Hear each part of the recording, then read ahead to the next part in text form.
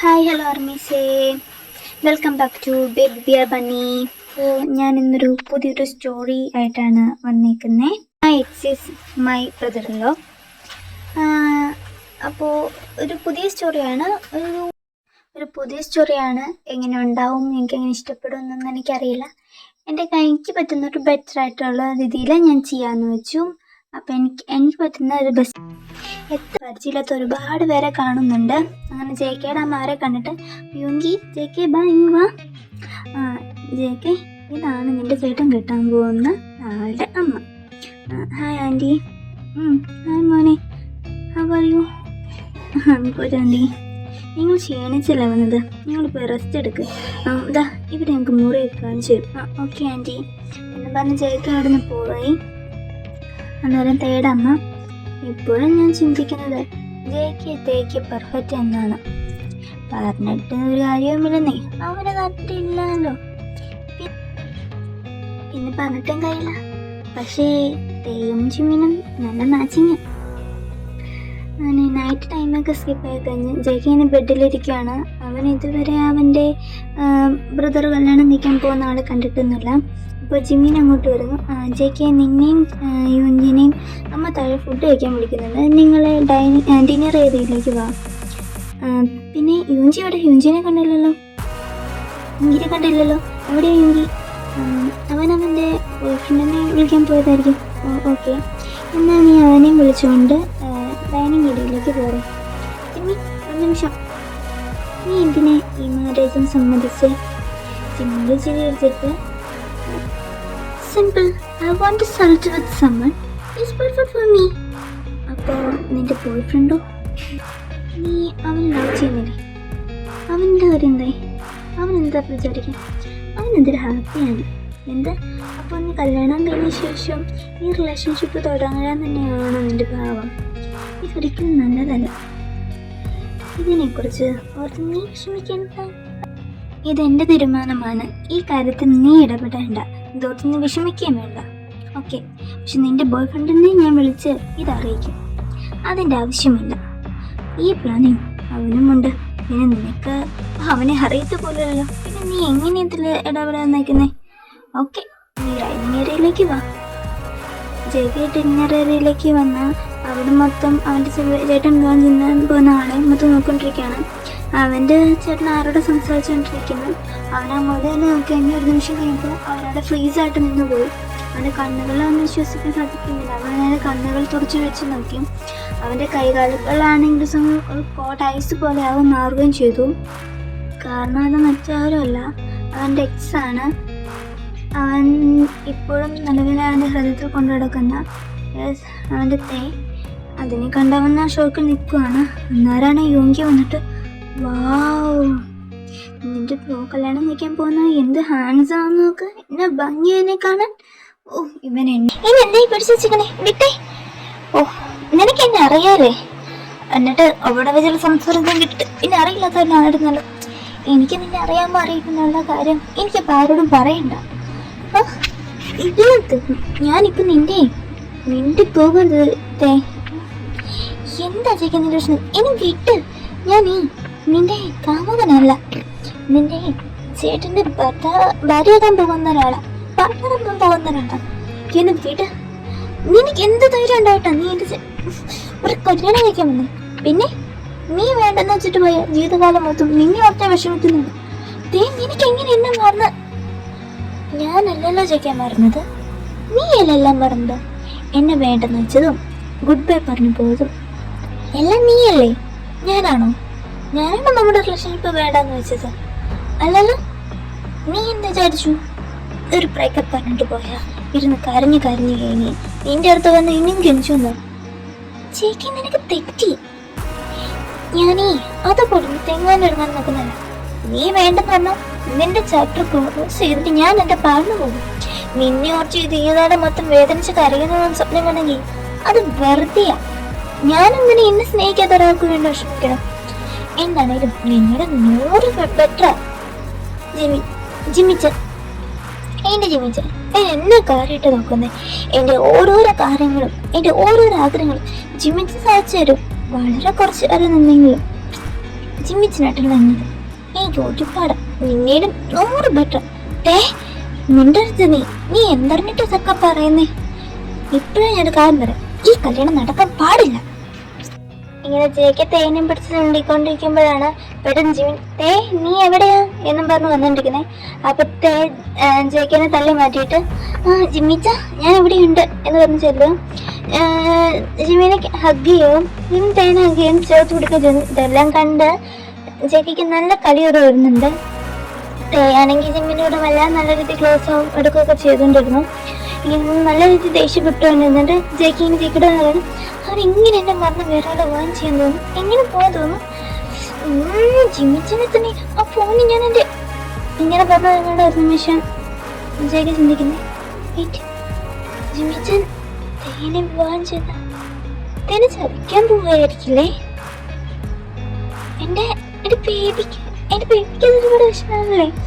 അവൾ എന്നോടാണ് ദേഷ്യം കൊണ്ട് അതൊക്കെ ചെയ്ത് കൂട്ടുന്നെങ്കിലും ജിമ്മിച്ചനെ സ്നേഹിക്കുന്നുണ്ട്. ഇവനെ വെച്ച് ഫീലിങ്സ് വെച്ച് പ്ലേ ചെയ്യാൻ പോലെ ഇപ്പോഴും ജിമ്മി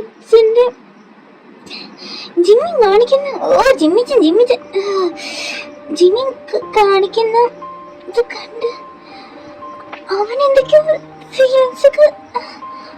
അപ്പൊ ഞാനന്ന് ദേഷ്യപ്പെട്ടോണ്ട് പോയതുപോലെ ഇതെങ്ങനെ നടക്ക തേട് പറഞ്ഞാലും ജിമ്മിച്ചൻ എന്തെങ്കിലും അവന് ജിമ്മിച്ചൻ ഒരിക്കലും ഇഷ്ടപ്പെടുന്നില്ലാന്ന്. എനിക്കെന്താ ഇപ്പോഴും ജിമ്മിച്ചെന്ന് വായി വരുന്നേ? ഈ തേനെ മനസ്സിലാക്കുന്ന എല്ലാ ലക്ഷണം കാണുന്നുണ്ട്. അവൻ വിളിക്കുന്ന കേട്ട് ഇപ്പൊ ഞാനും അതുപോലെ പഠിക്കാൻ തുടങ്ങി.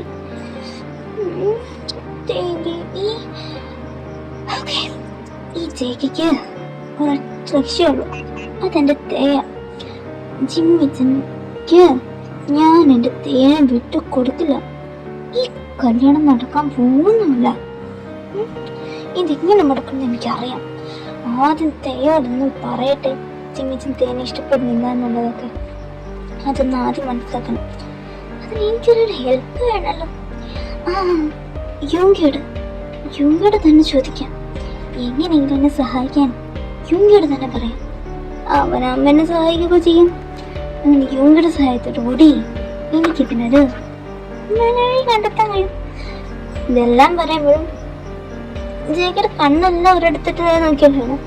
അവിടെ ജിമ്മിനാണെങ്കിൽ തേയായിട്ട് നല്ല രീതിയിൽ ഫ്ലേർട്ട് ചെയ്തുകൊണ്ടാണ് നിൽക്കുന്നത്. തേ അതിനെല്ലാം വളം വെച്ച് കൊടുത്ത് നിന്നും കൊടുക്കുന്നുണ്ട്. അതെല്ലാം കണ്ടിട്ട് തേക്കൊക്കെയാണ് നിനക്ക് അവന് ഇങ്ങനെ അവൻ്റെ അടുത്ത് ഉത്തരം നിൽക്കാൻ തോന്നി. എനിക്ക് ദേഷ്യം വരുന്നുണ്ട്. അങ്ങനെ ചെങ്കൊക്കെ അവിടെ നിന്ന് ദേഷ്യപ്പെട്ടുകൊണ്ടിരിക്കുന്നത് ഇങ്ങനെട്ട് അവിടെ നിന്നിട്ട് എന്താ ജേക്കി കടന്ന് കാണിച്ചോണ്ടിരിക്കുന്നത്, നീ എന്തേ പെരുപെടുത്തോണ്ടിരിക്കുന്നേ? അതൊന്നുമില്ല. ചെങ്കൊക്കെ മനസ്സില് യുങ്കിയോട് പറഞ്ഞാലോ, യുങ്കിനെ സഹായിച്ചാലോ ഈ കല്യാണം മുടക്കാനൊക്കെയിട്ട് അവനോട് പറയണോ? എന്താണെന്നും പറയും. അവനെ കൊണ്ട് എന്തെങ്കിലും സഹായിക്കാൻ പറ്റുവാണെങ്കിൽ സഹായിക്കട്ടെ. അങ്ങനെ ഇപ്പം എൻ്റെ തേന് ഞാൻ ജിമ്മിന് വിട്ടു കൊടുക്കുന്നില്ല. ജിമ്മിന് തേയോടുള്ള ആത്മാർത്ഥ ഇഷ്ടം കൊണ്ടൊന്നാണ്. അവൻ വേറെ ഏതോ ഒരു കമ്പനുണ്ട്. യുങ്കി പറഞ്ഞോളും കാശിനും പണത്തിനും വേണ്ടിയാണോ? പക്ഷെ അതിന്റെ ആവശ്യം എന്താ? ജിമ്മിന് അങ്ങനെയൊക്കെ ചെയ്യൂ?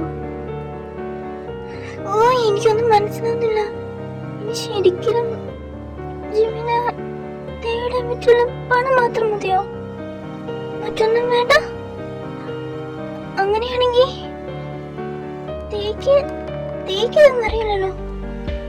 അവൻ ജിമ്മിന് മനസ്സിലാക്കാൻ ഇഷ്ടപ്പെടുന്നതൊക്കെ ശരിക്കിലാവൂലേ? അപ്പൊ അവന് വേദനയ്ക്കല്ലേ ഇതൊക്കെ അറിയുമ്പോ? ജിമ്മിൻ പറ്റിക്കുക എന്നൊക്കെ അറിയുമ്പോ കിഴങ്ങ ഞാൻ ഇവിടെ നിന്ന് ഓരോന്ന് പറഞ്ഞെടുക്കുന്നു. നീ ആരുടെ പായം വിളിച്ച് നോക്കിക്കൊണ്ടിരിക്കുക?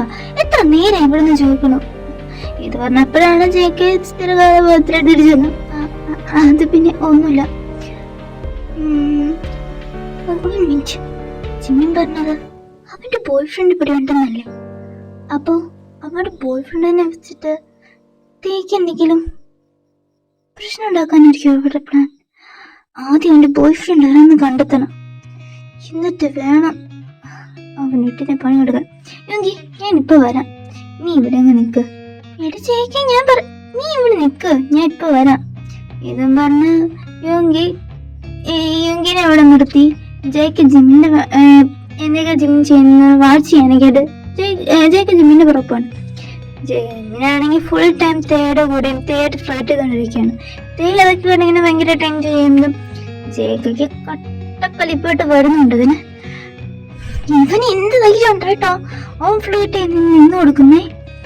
ഇവനെ ഞാൻ ഇനി വെറുതെ വെച്ചേക്കില്ല, എന്റെ മുന്നിൽ അധികം സമയമൊന്നുമില്ല. ഈ നാളെ ഇവിടെ മാരേജ് റിട്രീറ്റ് മാറും. ഈ എൻഗേജ്മെന്റ് ഈ ഫംഗ്ഷനൊക്കെ കഴിഞ്ഞ എന്റെ മുന്നിൽ ആ ഈ ഒരു ദിവസമുള്ളൂ. ഒറ്റ ദിവസത്തിനുള്ളിൽ ഞാൻ ഇതിന് എന്തെങ്കിലും വഴി കാണാൻ വേണം. എന്താ ഇപ്പൊ ചെയ്യോ? ചിന്തിക്ക ഇവന്റെ പുറകെ മാത്രം നിൽക്കാനാണ് നീരുള്ളൂ. അവനൊരു ബോയ് ഫ്രണ്ടെങ്കിൽ അതിന്റെ തപ്പ് പൊക്കൂടെ? എന്നും പറഞ്ഞ് ജയിക്കൊരു ആഞ്ഞിട്ട് നോട്ടൊക്കെ നോക്കി തലയിറങ്ങുന്നത് ജിമിനെ കാണാനല്ല. ജയിക്ക് ഓടിച്ചെന്ന് തേടെടുത്ത് എന്നിട്ട് തേട് കൈ പിടിച്ചുമ്പോ ജയിക്ക് വീട്ടെന്നെ, നീ എന്താ ഇടയ്ക്കിടയ്ക്ക് വന്ന് എന്നോട് നിനക്കെന്താ? എനിക്ക് നിന്നോടൊന്നും പറയാനൊന്നുമില്ല. ജിമിനെവിടെ പറ്റി ആണെങ്കിൽ എപ്പോഴും എന്റെ അടുത്ത് വന്നിട്ട് എന്താ അതാണ് അങ്ങനെയാണ് പറഞ്ഞു. അവന്റെ അടുത്ത് അങ്ങനെ മിണ്ടി ഇങ്ങനെ മിണ്ടി എന്ന് പറഞ്ഞു ജയിക്ക് നീ ജിമിനെ നോക്കണം. അങ്ങോട്ട് പോയി ആരെയും എന്താ കാണാനോ ഫോൺ വിളിക്കാനോ അങ്ങനെ എന്താണെന്ന് പറഞ്ഞു. ഓക്കെ ഇതും പറഞ്ഞ് തേന അവിടെ നിർത്തി വെച്ചിട്ട് ജയിക്ക് പോകാൻ നിർത്തി തിരിഞ്ഞു നിന്നിട്ട് മതി, അവന്റെ അടുത്ത് നീ ഇതുപോലെ നീ എടുത്തോ, നിന്നെ ഞാൻ എന്താ ചെയ്യുന്നെന്ന് എനിക്ക് പോലും പറയാൻ പറ്റില്ല. അതുകൊണ്ട് പറയോ, അവനെ നിന്ന് ആക്കൊന്ന് നിൽക്കാൻ പറഞ്ഞ ആക്കൊന്ന് നിന്നോണം, മനസ്സിലായോ? ഇങ്ങനെ പറഞ്ഞിട്ട് ജയിക്ക് അവിടെ നിന്ന് പോയി. ജയാണെങ്കിൽ ഒന്നും മനസ്സിലാതെ കിളിയും പറഞ്ഞു ഇങ്ങനെ നിൽക്കുവാണ്. ഇപ്പൊ എന്താ ഇവിടെ നടന്നതെന്ന് ഓർത്ത് ഇങ്ങനെ ജയിക്ക് ജിമ്മിയും തപ്പിക്കൊണ്ട് പോകുമ്പോഴാണ് ഇങ്ങനെ ഒരു തുറന്ന് ഒരു സൗണ്ടൊക്കെ കേൾക്കുന്നേ. എന്നാലും അത് എന്താന്ന് നോക്കുമ്പോ ജിമ്മിന്റെ സൗണ്ടാണ്. എന്നാലും ഇത് ജിമ്മിന്റെ സൗണ്ടല്ലേ, എന്താ ഇവര് പറയുന്നേ? എന്റെ ബേബി ഇങ്ങനെ കൂളാവുക. അവനാണെങ്കിൽ എന്തോ ഒരു സ്വത്തും പണം എടുത്തണം നിനക്കറിയോ? പിന്നെ അവനെ കെട്ടിക്കഴിഞ്ഞ് എന്റെ ലൈഫ് സെറ്റിലാവും, നമുക്കത് വെച്ച് സുഖമായി ജീവിക്കാം. പിന്നെ അതിന് ശേഷം നമുക്ക് എന്താണെന്ന് തീരുമാനിക്കാം. അതൊക്കെ ശരിയാ. നീ അവനെ കണ്ടോ? അവനെ കാണാൻ എങ്ങനെ ഗ്ലാമർ ആണെന്നറിയോ? ഓ എന്താ ഭംഗി അവനെ കാണാൻ. അതിന്റെ മുന്നിൽ നീ എങ്ങനെ വീണു പോകുന്നുള്ളതാ എന്റെ പേടി. എന്റെ പൊന്നു ബേബി, ബേബി പറഞ്ഞത് ശരിയാ. അവനെ കാണാൻ ഒടുക്കത്തെ ഗ്ലാമറ, വിട്ട് കളയാനൊന്നും തോന്നില്ലെന്നേ. ഞാൻ എങ്ങനെ എന്നെ കൺട്രോൾ ചെയ്ത് നടത്തുന്നതെന്ന് എനിക്കറിയത്തുള്ളൂ. കെട്ടിക്കഴിഞ്ഞ് ഒരുത്തനെ കെട്ടണം എന്നൊക്കെ വീട്ടിൽ പറഞ്ഞപ്പോ കാശും പണവും ഒരുത്ത നോക്കി കെട്ടിയിട്ട് അവനെ തട്ടി സ്വന്തം മൊത്തം ഇട്ടെടുക്കണം. ഈ സാധനത്തിനെ കണ്ടിട്ട് കഴിച്ചിട്ട് ഇറക്കാനും വയ്യ, മതിലിച്ചിട്ട് തുപ്പാനും വയ്യാത്ത അവസ്ഥയാ. ആ കാണുന്ന ഐറ്റത്തിന് ഇങ്ങനെയാടാ ഞാൻ കൊല്ലുന്നേ. എന്താ ബേബി ഞാൻ ചെയ്യണ്ടേന്ന് പോലും എനിക്കറിയില്ല. കിട്ടി നൈറ്റ് തന്നെ അവൻ എന്റെ എന്തൊക്കെയോ വികാരങ്ങൾ എനിക്ക് തോന്നി വരുന്നുണ്ട്. ഇത് കേൾക്കുമ്പോ ജേക്ക് ചോറ് തിളച്ചു വരുന്നുണ്ട്. ജേക്ക് ജീവനെ കൊല്ലാനുള്ള ദേഷ്യത്തിൽ വരുമ്പോ അത് അപ്പുറത്തുനിന്ന് മറ്റുള്ളവരാണ്. അതാ ബേബി ഞാനും പറയുന്നേ, നമുക്ക് അവനെങ്ങനെ പെട്ടെന്ന് കൊല്ലണ്ട. എന്താ ബേബി, എനിക്ക് അവനൊന്നും വല്ലാതെ ഇഷ്ടമായി. ഇത് കേൾക്കുമ്പോഴത്തേക്ക് കണ്ണും തന്നെ നല്ല ദേഷ്യം വരുന്നുണ്ട്. ഈ ചേച്ചി എന്താ പറയുന്നേ? അവന് എന്തെങ്കിലും പറയുന്നില്ല, എന്തെങ്കിലും ഉദ്ദേശം മനസ്സിലാവുന്നില്ലല്ലോ.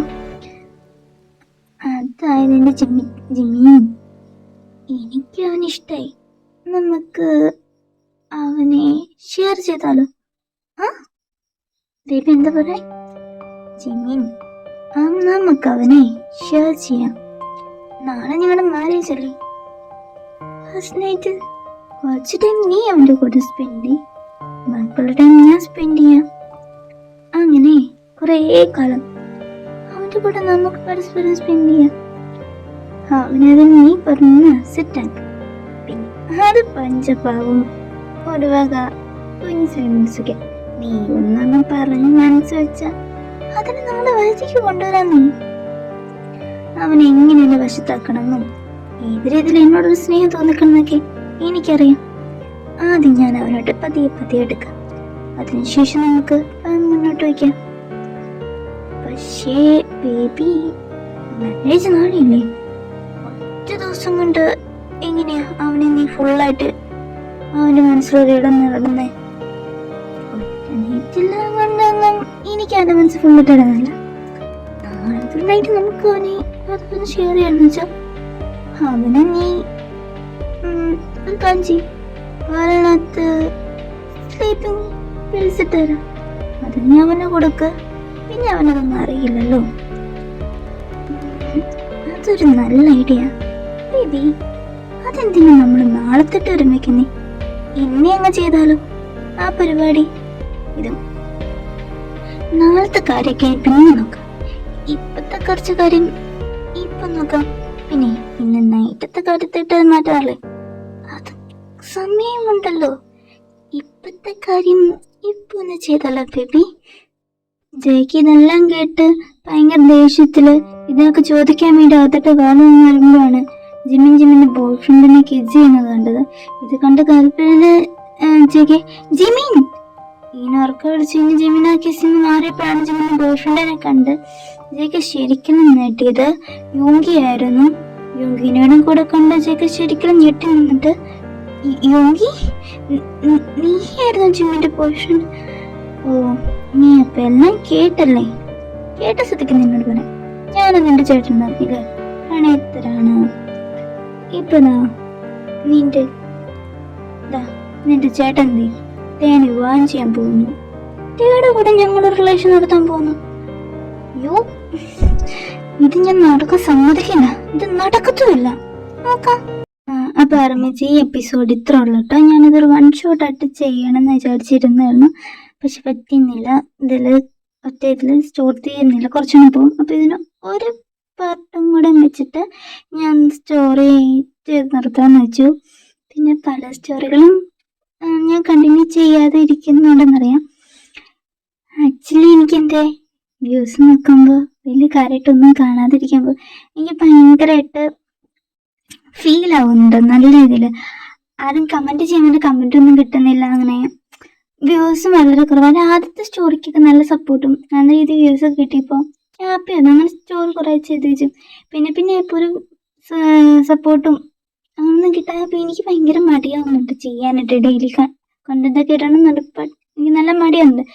അപ്പോൾ എന്താണ് നിങ്ങൾക്ക് സ്റ്റോറി ഇഷ്ടപ്പെടാനിട്ടാണോ അതോ ഇങ്ങനെ സ്റ്റോറി എനിക്ക് ഇഷ്ടപ്പെടുന്നില്ലല്ലോ എനിക്ക് അറിയത്തില്ല.